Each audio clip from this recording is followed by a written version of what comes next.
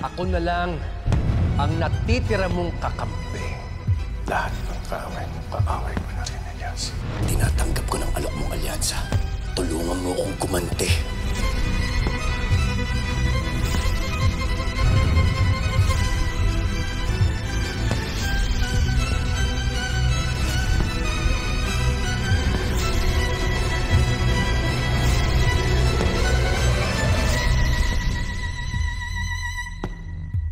Nawala ang alaala mo dahil binaril ka ng kriminal na Elias Guerrero na yun.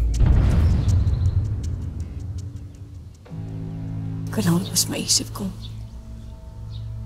Bakit po tatambangan ng pamilya natin ng Elias Guerrero na yun?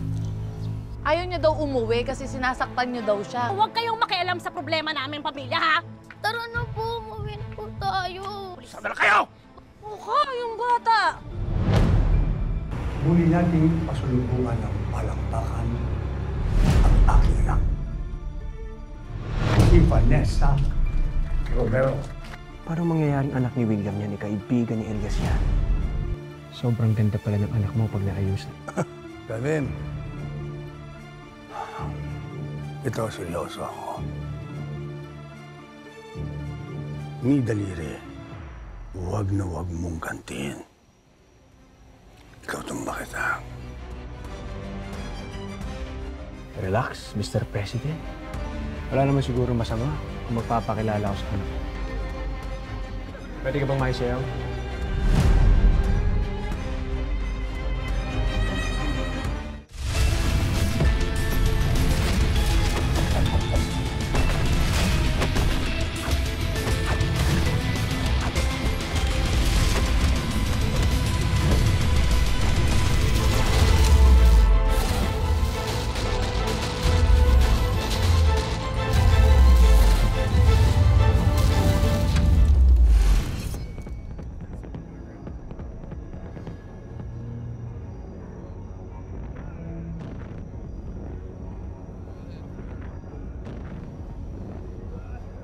Kaibigan ng papa mo, Latina.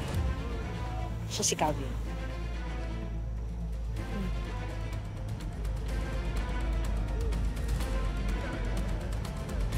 May I?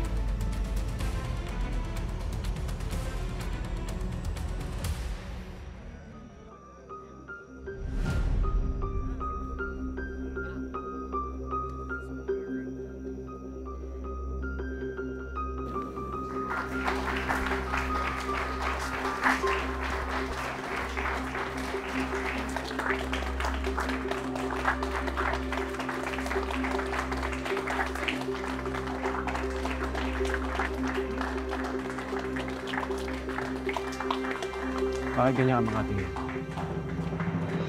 Hindi ako nangangagat. Hindi ako nananakit. Wala ka ba talagang maalala? Sorry. Do I know you? Ano bang pakiramdam mo sa akin?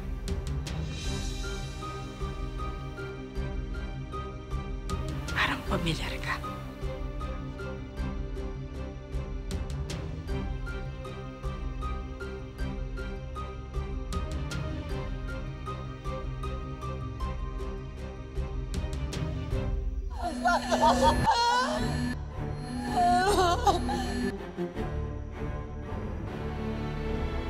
Pasensya na pero biglang sumakit yung ulo ko. Bakit may naaalala ka na ba? Wala. Wala pa rin ako maalala. Pero yung mukha mo,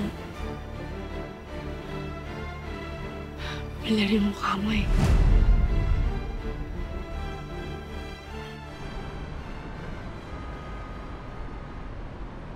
Naku, Osod, pasensya ka na. Inabala pa kita. Naku, wala yun, Nay Alma. Natutuwa nga ako eh. Buti na lang at napadaan ako sa palengke ng Esperanza. Nakita kita. Merienda po muna kayo. Ay, ayan, sige. Salamat. Ayaw po. Magkakasama pala kayo ni Nanay Alma. Salamat sa Diyos at nasa mabuti kayong kalagayan. Nay Alma, Akala talaga namin, patay kayo. Yan ang bali-balita. Mas mabuti na to, tahimik na buhay. Umiiwas kami sa gulo.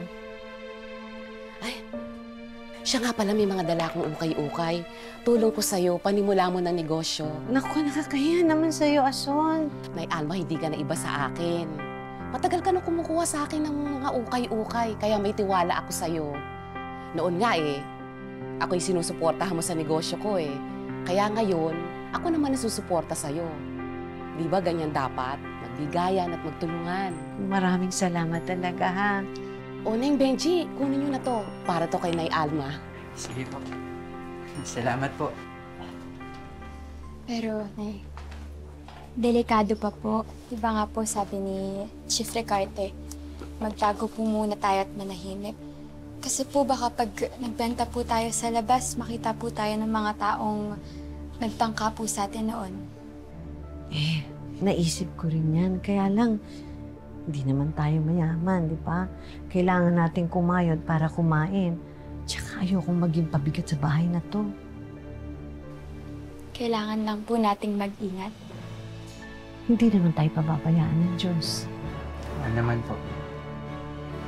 Basta, Nay Alma, pagbutihan niyo po ang pagbenta ng ukay. Sana po mapalago niyo yung negosyo niya. Huwag kayong mag-alala sa akin kung hindi niyo maibalik agad ang puhunan, okay lang sa akin. Ituring niyo na lang na tulong ko yan sa inyo. Maraming salamat talaga sa'yo, ha? Naku, Nay Alma, walang anuman. Basta ikaw. Mukhang aasenso na ang bruha, ha? Ang lakas mo talaga kay Lord, no? Pwes, humanda ka sa akin.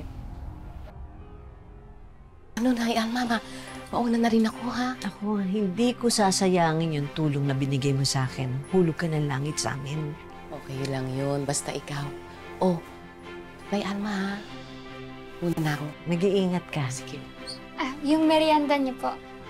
Ay, wag na, kasi nagmamadali rin ako Salamat, ha? Sige. Ingat Sige. po.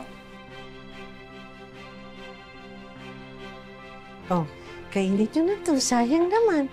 Salamat po.